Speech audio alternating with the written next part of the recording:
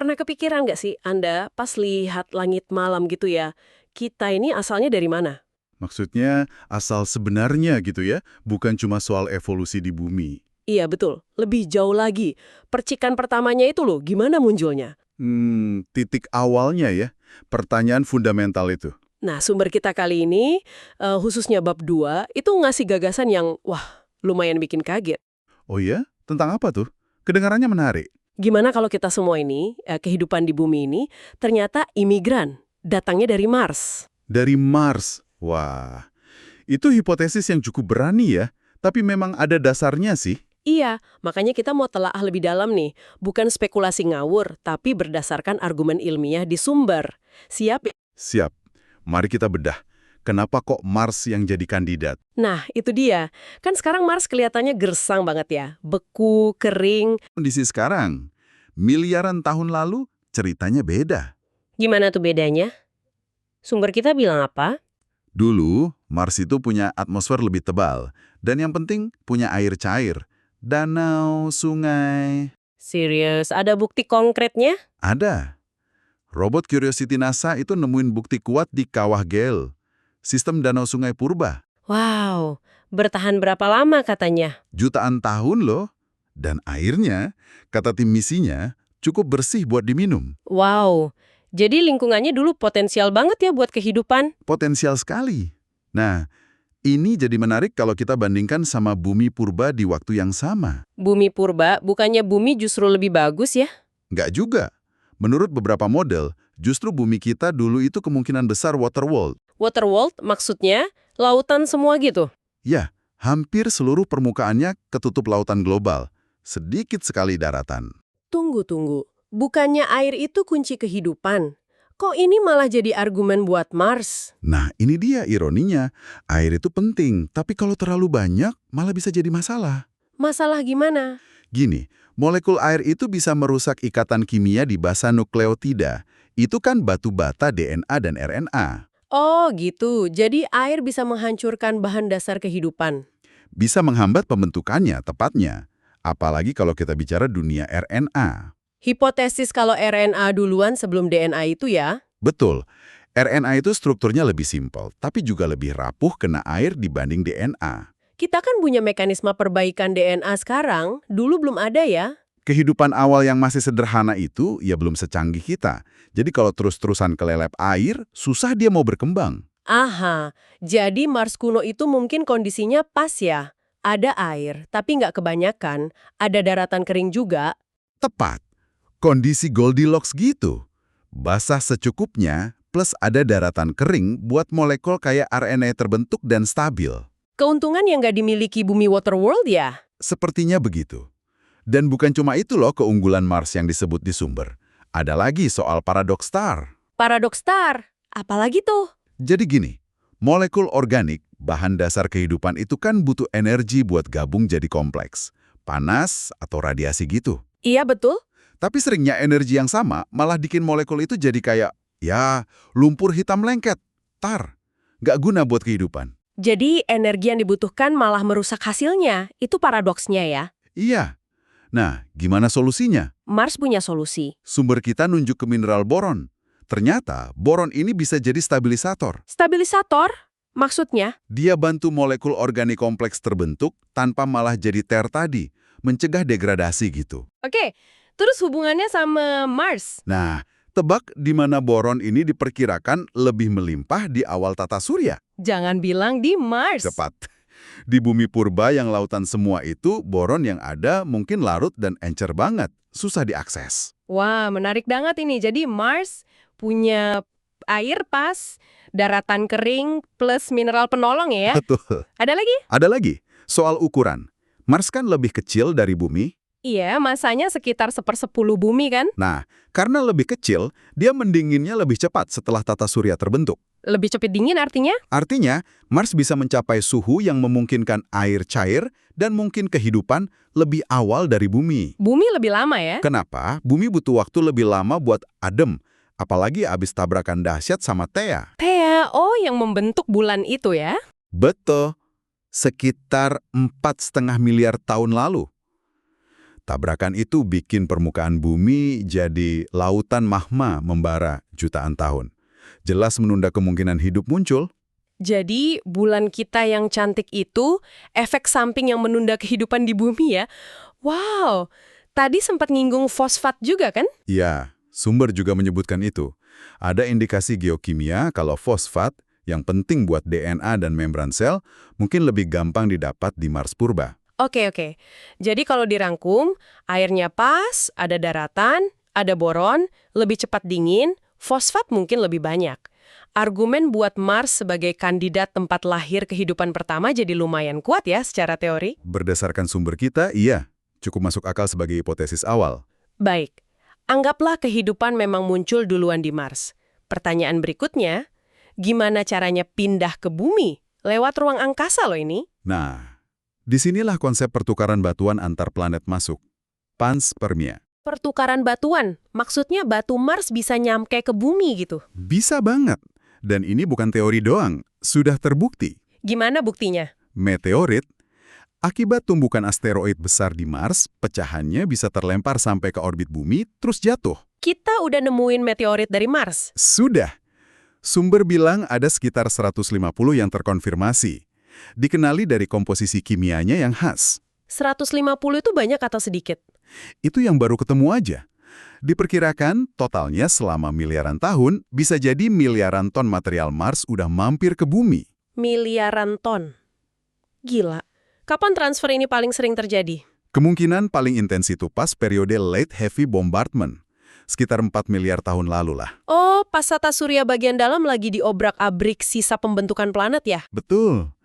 Dan periode itu kebetulan banget pas sama perkiraan waktu munculnya kehidupan paling awal di bumi.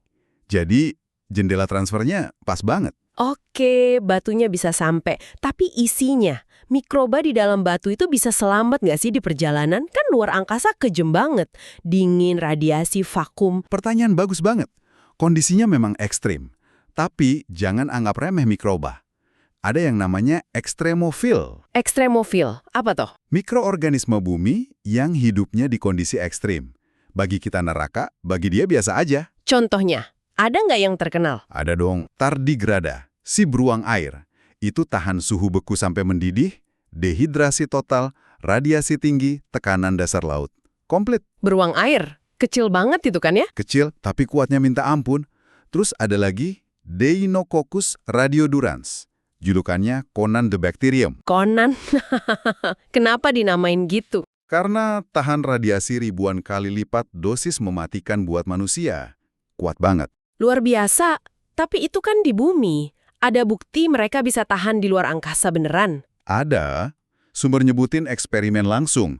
Tardigrada pernah sengaja ditaruh di luar wahana antariksa Rusia. Kena vakum, radiasi. Hasilnya? Sebagian selamat setelah 10 hari. Terus bakteri Deradodurans malah lebih gila lagi. Gimana tuh? Ditaruh setahun penuh di luar Stasiun Luar Angkasa Internasional atau ISS, dan masih ada yang hidup. Setahun? Kok bisa? Ternyata, lapisan bakteri terluar itu mati kena radiasi. Tapi bangkainya jadi kayak perisai, melindungi bakteri di bawahnya. Perisai mayat. Istilahnya serem tapi logis ya.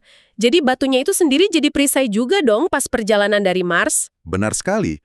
Bongkahan batu itu ngasih perlindungan dari radiasi kosmik, apalagi pas masuk atmosfer bumi. Kan kebakar tuh pas masuk atmosfer. Luarnya aja yang kebakar hebat. Bagian dalamnya bisa tetap relatif dingin. Cukup buat melindungi mikroba yang mungkin lagi tidur di dalam. Jadi secara teori, mungkin ya, mikroba tangguh pindah dari Mars ke bumi numpang batu. Teorinya sangat mungkin. Sulit, tapi bukan tidak mungkin. Nah, skenario transfer Mars bumi ini kan bagian dari gagasan lebih besar ya, yang namanya panspermia. Betul. Panspermia. Artinya benih di mana-mana. Hipotesis kalau kehidupan itu nyebar antar planet, atau bahkan antar bintang. Numpangnya apa aja selain batu meteorit Mars tadi? Sumber nyebut apa lagi? Bisa asteroid, bisa komet. Nah, komet ini menarik menurut Richard Hoover, seorang astrobiologis. Kenapa komet? Komet kan kaya bahan organik, asam amino. Terus Hoover berspekulasi, komet bisa nyomot mikroba pas lewat daerah kaya air, kayak semburan es dari bulan Enceladus di Saturnus. Nyomot mikroba, terus dikirim kemana? Nah, uniknya komet Dia ndak harus nabrak buat ngirim. Pas dekat matahari kan dia nyemburin gas dan debu. Oh, jadi benihnya bisa kesebar ke atmosfer planet yang dilewatin gitu ya? Bisa jadi. Apalagi banyak komet datang dari awan Oort, jauh di ujung tata surya. Hoover bahkan mikir mungkin bisa transfer antar bintang pakai komet. Wah, makin luas aja ini jangkauannya. Tapi balik lagi ke panspermia di tata surya kita. Kenapa sih ide ini menarik buat ilmuwan selain soal mikroba tahan banting tadi? Salah satu pendorongnya itu cepatnya kehidupan muncul dan jadi kompleks di bumi. Maksudnya gimana? Fosil mikroba tertua itu kan sekitar 3,8 miliar tahun lalu. Terus fotosintesis, proses yang udah kompleks, itu udah ada sekitar 3,5 miliar tahun lalu. Jaraknya nggak terlalu lama ya dari bumi mulai adem. Nah, itu dia. Buat sebagian ilmuwan, waktunya kok kayak mepet banget kalau kehidupan harus mulai dari nol di bumi. Kayak ada jalan pintas. Jadi curiga, jangan-jangan bibitnya udah jadi dari tempat lain. Kurang lebih gitu.